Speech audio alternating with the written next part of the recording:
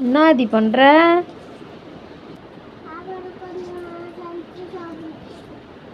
சாப்பாடு குழம்பு சமைச்சு சாப்பிட போறியா?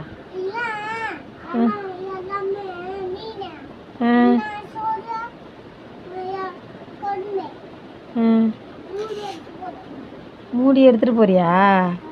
யாருக்கு?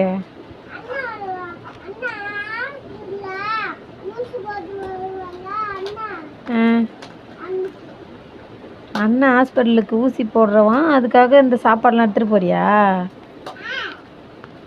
படிக்கிறதுக்கு உனக்கு ஏபிசிடி வாங்கி கொடுத்தா நீ மீன் குழம்பா வைக்கிற? ஆ?